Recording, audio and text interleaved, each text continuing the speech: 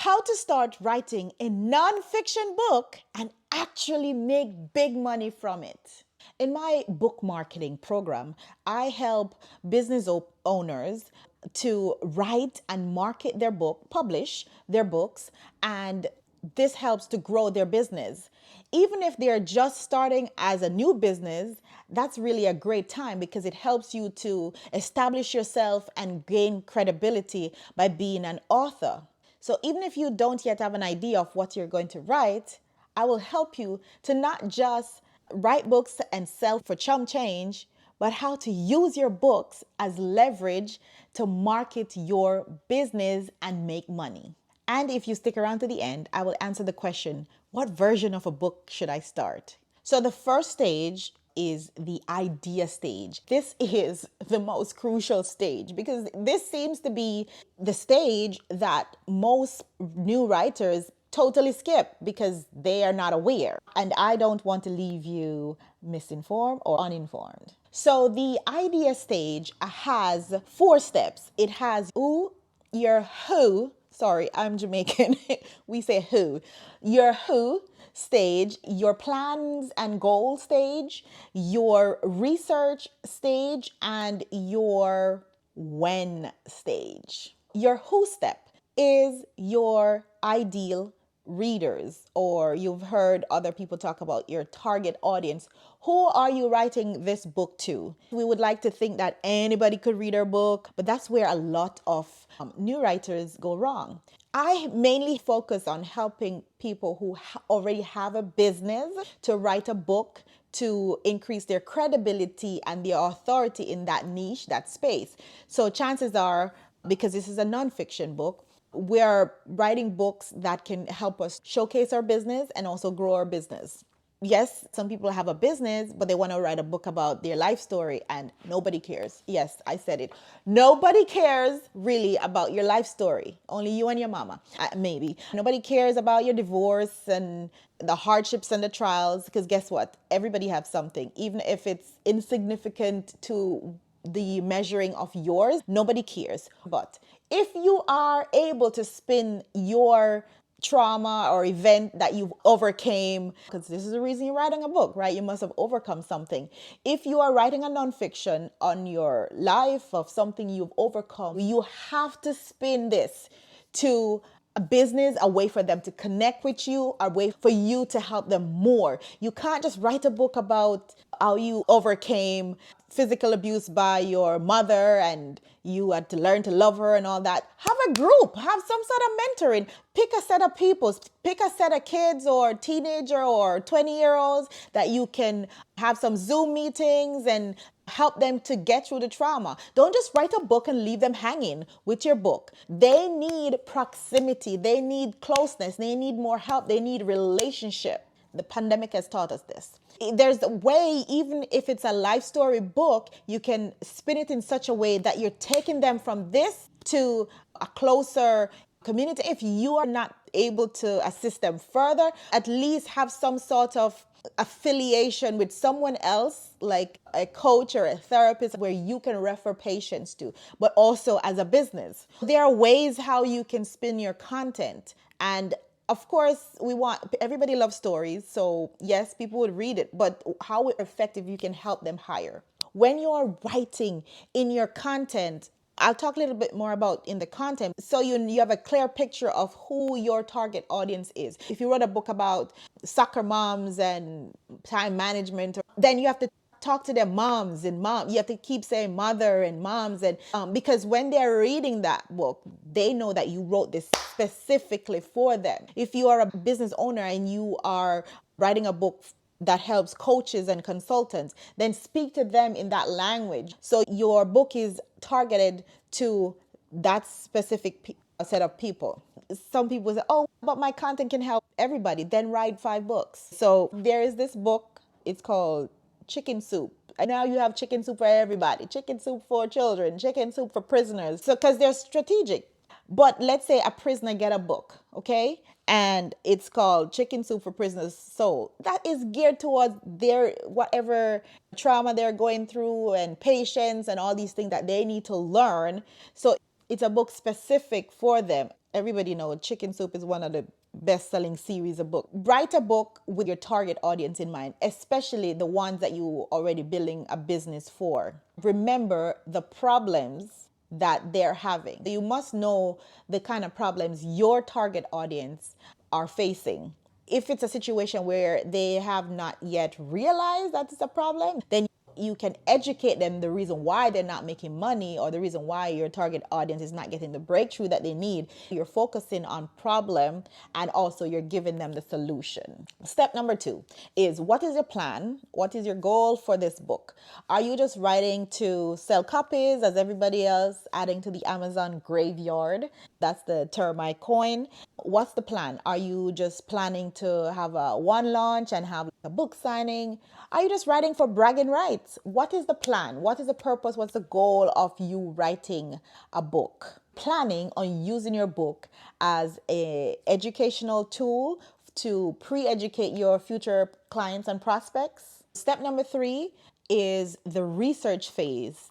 And yes, I can hear you telling yourself, yeah, I know what that means. You go and make sure the content is correct. Yes, but there is one that most, I think 99% of people forget.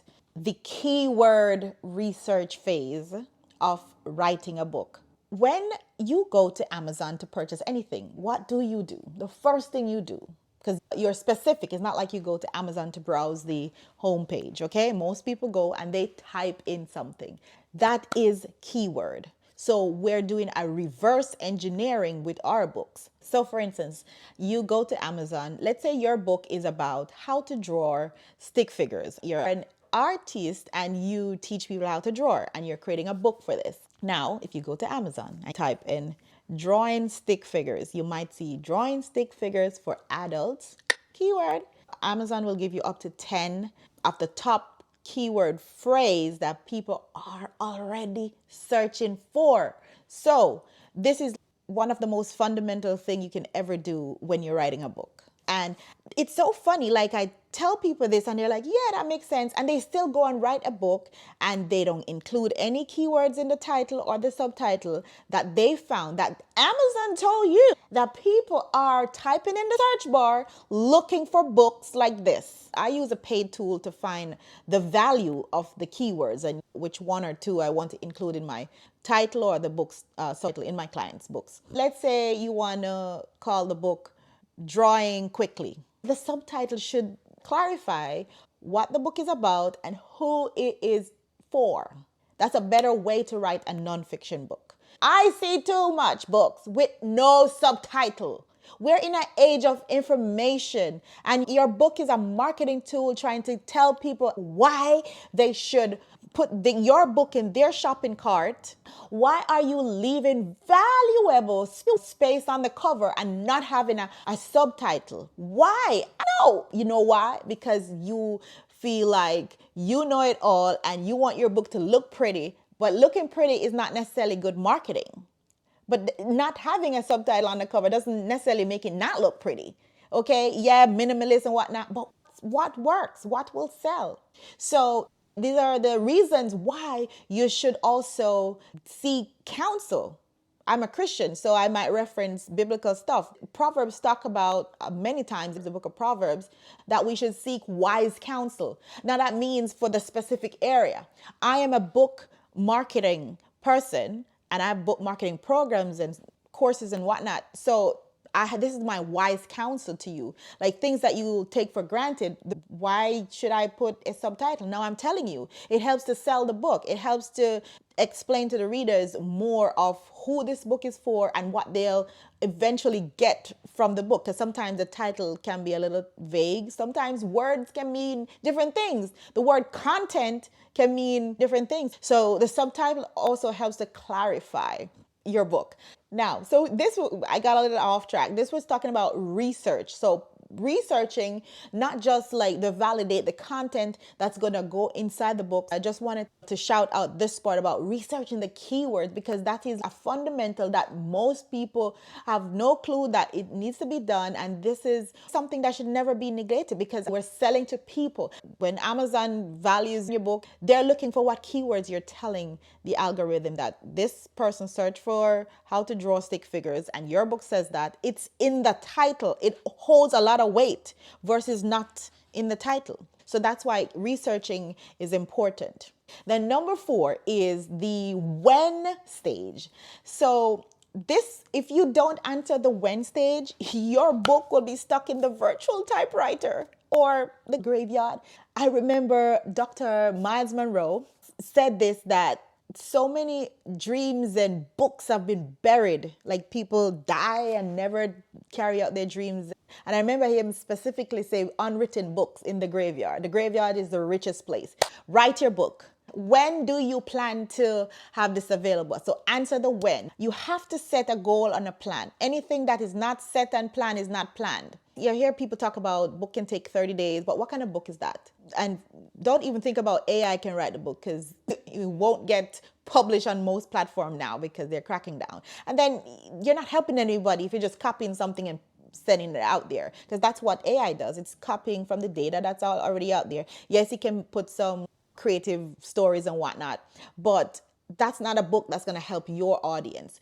A good book will take, if it's a small book you're planning to write, then and you already have the content, yes, it could take 30 days, but a good book can take 90 days. And then if you need more research, then give yourself 6 months, but at least set a date. Now, there's a thing with setting a date. People think that, oh, if I set a date and it don't happen, then no, you just add another 2 weeks, add another month. If you don't set dates and targets, the book will not be written. Set a date. The second stage of writing a nonfiction book is the writing stage. The first thing that you're going to do in this stage, you're going to be coming up with your outline. Okay. So this is really your chapters. So this sets the premise of what you're going to be including in your book. You're not just writing one chapter first. You have to be strategic. There's a modern way of writing outline. You can do chapter 1 and call it a name, or just chapter 1. But if you want me to help you, and I'm giving you my expert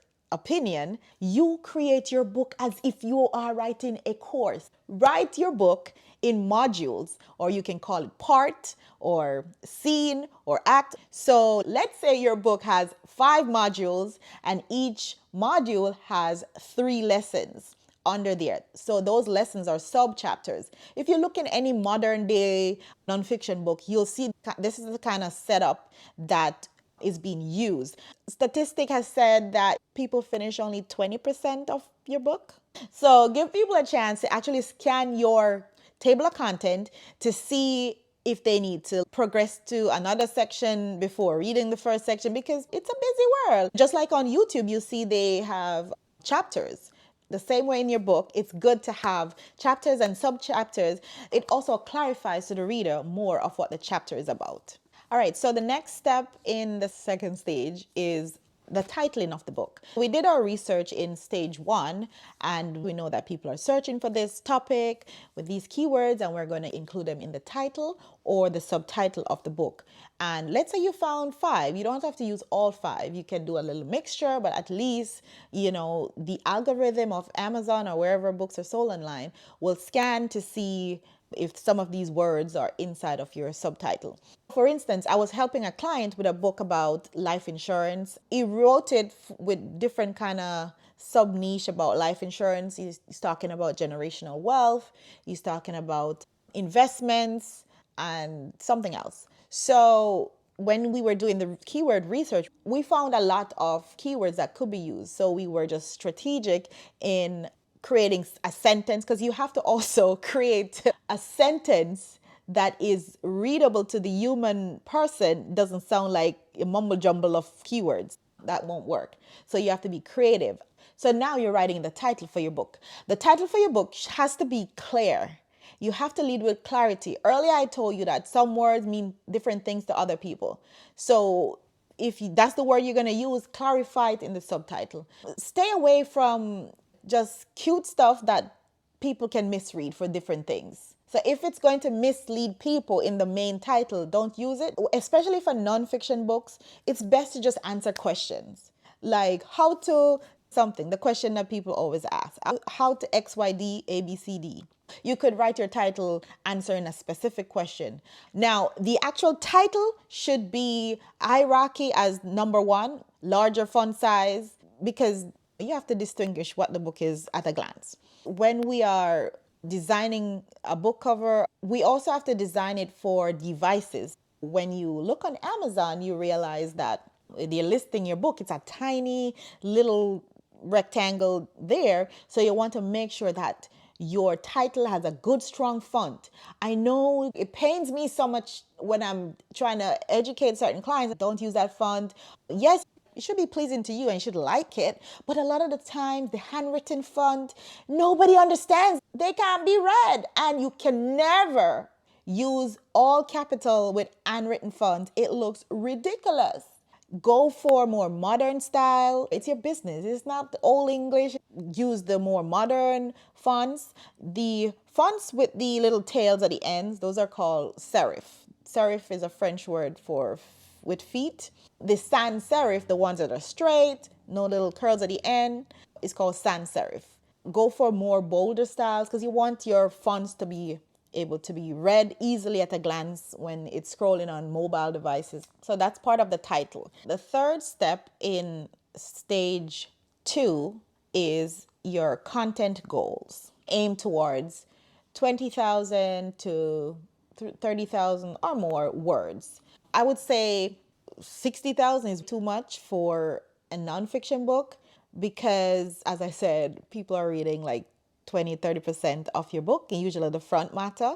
So if you feel like your book can be split into multiple books, maybe one for moms, one for teenagers, or one for dentists, one for doctors, if you can split it and then reduce it, the amount of content, word count, then do so and have multiple books that speak in to different people. That's a better strategy than a big old book that is overwhelming because we are competing for people's attention. Not that you can't write a big book, but it's best to strategize your book and tailor it for a particular audience. Use stories in your content writing, future pace them, problem solution, take them on a journey, metaphors, analogy. Don't just give them raw data because people will always remember stories. Tell them about what happened in your own life or borrow from somebody else's story. Recall someone that they know or something that you know happened similarly to somebody else. It doesn't have to be long. You could say something like, at a doctor's appointment, I weighed 150, but at home, I always weigh 140. That's a story. You just planted an image in their mind of you being at the doctor's office and they're thinking, okay, it's because you're wearing clothes and you're at home, you're not wearing clothes. So you're not just saying how much you weigh at all times. So you're giving them an imagination of what you're talking about. And about content, again, I teach my clients and students how to include the marketing of their book inside the book. So there's one way of marketing just to get the copies out there. You can sell them on Amazon, wherever else books are sold or are not sold. You can do shout outs, sell on your website, give your book away for free to strategic audience. You can do contests. But inside of the book, I teach my students how to sell their businesses. Oh my God! This is the main reason we are writing books, to lead your readers into buyers of your other products and services. To lead your readers to buyers of your other products and services. Listen, don't think it's complicated. Even if it's a Google Gmail, you can accept email addresses and create a spreadsheet. Okay, when you're starting out, as you grow, you need to invest in tools and stuff. You can have Zoom. Let's say, let's meet on Zoom at such and such a time every Friday at 2 p.m. to discuss this, and this is, you pay here. Yes, funnels and website and the structure works, but to just get started, don't go create an LLC. That's not a business. That's just the formation and the formality of protection. You're starting a business the simplest, easiest, no barrier way. Okay? I just wanted to set you free in including some marketing inside your book, how people can contact you, how you can help them more. Or even if it's affiliate link to other products and services that you've used and it helped you. Write your books between 20,000 to 40,000 words. I can't tell you how many times I told people have enough content, do more research, make the book a little meaty, because I know that if the book is less than a certain amount of pages, you're going to be coming back to us and say, how comes there no text on the spine? Okay, the minimum page count for your book to be qualified to put text on the spine is, Amazon says 100 pages. I said 110 pages because 100 page with text on the spine, it's so tiny and it's hard to read. You might as well leave it blank. So shoot for 110 pages, even if it means increasing your font size to 13 points. Because it's just a book and we like to see things look a certain ways. So don't blame us, because we help people to publish books, the formatting and editing and design. So don't blame us when your book doesn't have your name and the title of the book on the spine. We told you your book needs to meet the minimum requirements, and we can't fluff your book up for you. You got to do that yourself. To get the text on the spine, your book page count after formatting, realistically, I would say over 110 pages inside the book, because the thickness of the pages is the thickness of the spine. This is a book I wrote years ago. So the thickness of the amount of pages is the thickness of the spine, and every book cover has to be designed and measured specifically for the amount of pages inside and the trim side. This is a 6x9 book, so the cover also has to fit this book. The fourth step in the writing stage is to join a writing and accountability group. Why do I need to do this? You already know the content, but can you be accountable to finish on the set time? Do you answer your own questions as they arise? I don't think so. So, where are you getting your information from? If you have 10 different coaches, your book is going to be a mess. When you join an accountable writing group, you are leveraging the coach's wisdom, you are leveraging the members' accountability. We see others are doing well when they finish and publish. We help them be accountable. There is more reward in numbers. And yes, I do have a writing and accountability group, and it's only $150 for 3 months. We meet once a week, do Q&A, get any question you need answer. We want you to implement the marketing. The third stage of writing is the publishing stage. So this is where you're going to hand off your completed manuscript to your editor, proofreader, formatter for them to polish it. So Kerry, can I do this myself? Of course you can, but should you? And the answer is no, you should not be doing it yourself. Yes, we can use software and tools like Grammarly to do our editing as we're going along, because some people, it needs to look and sound like professional while they're typing and catch any grammatical mistakes. That is totally fine, and I do recommend that you use a software like Grammarly to edit as you go along and structure it the way you want. But when it comes to formatting, we publishers, we use a standard of formatting that some things will be unrecognized to you. We use them to design your manuscript to make it readable to your audience. When you read a book, every time you reach a new chapter, you automatically know that the new chapter starts on the right page. Now, you can break any rule you want, but because we're programmed to look for a chapter starting on the right side of the page, then we want to keep that flowing. And a lot of people is not aware of that. They might try to format it themselves and some will end up on the left page and some on the right, or all on the left, or vice versa. But they don't know because they're not trained to do these things. They've not been in publishing a long time to catch any of these things. They've not been readers to recognize that chapters usually start on the right. But it's so funny to me that sometimes I say these things to my clients, but I think it didn't register. So when we send them a proof of the formatted document and they see a bunch of blank pages, they're like, why is there unnecessary blank pages in my book? Because we have to insert the extra page here to make that title page, new chapter, start on the right, Miss Client, respectfully. And I told you, and they're like, oh, okay. So now they understand. So it's always me having to educate them to put their guards down. It's not an error, it's a standard. We've read books and sometimes we see 3 pages of nothing. It's usually 1 page if we need a chapter to start on the right, and then maybe the next chapter is the same, or sometimes it's fine. Just leave the formatting to the professionals. We know what we're doing. Now, I must say this, not everyone offering these publishing services know what they're doing. Some, they've written their own book and they're like, okay, it's printed, let me help somebody else. But they are standards to doing these things. And my aim is to help you to write a professional book. The second thing that you should be doing in this stage of publishing is to get your book cover design. Now, we're talking about nonfiction book writing, but this can be for both ebook or paperback book or hardcover. Can I design my own book cover? Yes, you can.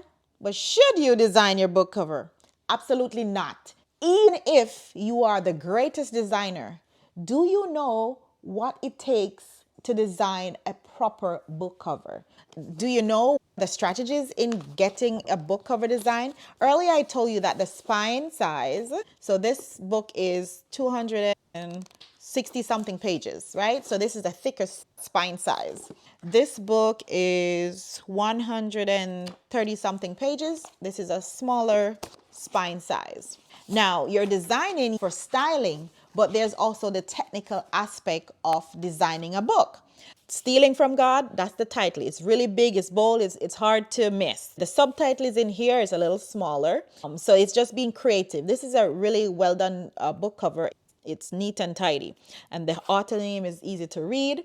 They've had the forwarder here. Like, there are certain standards. Yes, you can just copy a book and look and emulate it, but you want to learn the reason why these things are done. Now, to get your book cover size to fit your manuscript, we use tools to calculate the dimension. It's not just, okay, let's go make it bigger or smaller. They're actually tools used to calculate the dimensions. And here's the other thing. A lot of authors who they're in the last stage of publishing their books, they find my agency to get their book cover redone, not the design, because they already spend their money. And I understand where they're coming from. They already spend their money with a design and the book cover looks good. But guess what? The cover is rejected by Amazon, wherever they're uploading it, because they have no clue how to size the book. They tend to put a dark background on the spine. That's old fashioned. Don't do those things. And then the author information at the back of the cover, it should be selling the book. The marketing goes into the copy at the back. The summary of the book should be selling the book, not just words that come out of your ears that, like, you should be trying to not say buy my book. That's not selling. But the content should be structured where it is encouraging the readers who are scanning your book. It should be selling the book and talking about the author in a succinct way to show you as being why you're credible enough to write this book. The third step in publishing will be to now publish your book. And Amazon is my go-to platform, and for most people, because just no brainer. They have so much more of the clients and buyers that are ready that search in Amazon for books like yours. So why wouldn't you want to be on Amazon? So in publishing, you're going to go to kdp.com and you're adding your book to the virtual bookshelf by filling out the information. You can start doing this while you're manuscript is being formatted and your cover is getting ready, you could start doing this in that time, because you also can get a free ISBN on Amazon, KDP, that you can add into your book's manuscript on the copyright page. ISBN is the unique code for your physical book. They also do the barcode for you. If you want to sell your book on other platforms, you can get ISBN from those platforms for free also. You also have the option to sell your books on your own site and lead people to your website. If you have a bigger audience or you're doing social media, you can sell your books on your own site and find a way to get it printed. There are other information out there for that. So I'm answering this bonus question. Should I write an ebook first, a paperback first, a hardcover first, audio book? What should I do? Now, let me address paperback and hardcover. They're physical copies of your book. One is just a paperback, a regular book, and one has a jacket over the cover.